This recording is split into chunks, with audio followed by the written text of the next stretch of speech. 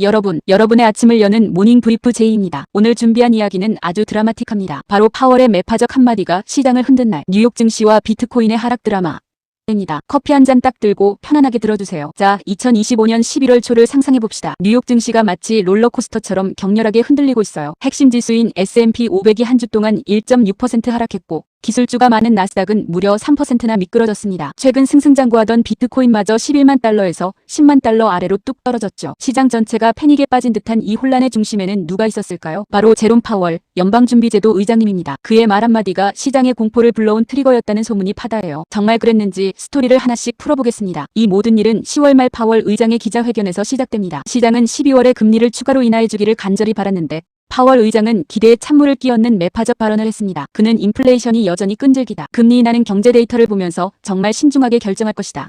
라고 강조했어요. 이 말 한마디로 금리 인하에 대한 기대가 완전히 사라져버린 겁니다. 그 결과 달러의 가치는 급등했고 10년 만기 국채 금리도 덩달아 치솟았어요. 이렇게 되면 주식이나 코인 같은 위험한 자산들은 당연히 매력을 잃고 타격을 받게 됩니다. 가장 아찔했던 건 비트코인 시장입니다. 단숨에 4억 달러 규모의 선물 포지션이 강제로 청산되면서 비트코인 가격이 15%나 폭락했어요. 게다가 비트코인 ETF에서는 11억 5천만 달러가 넘는 자금이 순유출되면서 암호화폐 시장 전체 시가총액이 하루 만에 1,200억 달러나 증발했습니다. 정말 파월 의장의 한마디가 시장의 리셋 버튼을 누른 것처럼 느껴졌죠. 하지만 이 하락 드라마의 원인이 파월 의장 혼자만은 아니었습니다. 드라마에는 다른 배우들도 있었어요. 최근 미국 고용시장이 조금씩 약해지면서 실업률이 오르는 불안한 신호가 포착되었고 과열 논란이 있던 AI 관련 기술주들에 대한 우려도 커졌습니다. 알파벳이나 테슬라 같은 대형 기술주들이 주춤거리는 와중에 미국 정부의 셧다운 가능성과 무역, 전쟁 재발 우려까지 겹치면서 불안감을 키웠죠. 투자자들의 심리를 나타내는 소비자 심리지수까지 역대 최저치를 기록하며 시장 전체가 극도의 공포 모드에 들어섰습니다. 결국 기술주 중심의 나스닥은 4월 이후 가장 나쁜 주간 성적을 기록하게 됩니다. 자, 그렇다면 앞으로는 어떻게 될까요? 단기적으로는 이 변동성이 당분간 계속될 가능성이 높습니다. 다음 주에 나올 경제지표들과 미국 정부의 셧다운 문제가 해결되는지가 단기 시장의 방향을 결정할 겁니다. 하지만 중장기적으로는 희망의 빛이 보입니다. 연준의 금리 인하 사이클이 완전히 끝난 건 아니고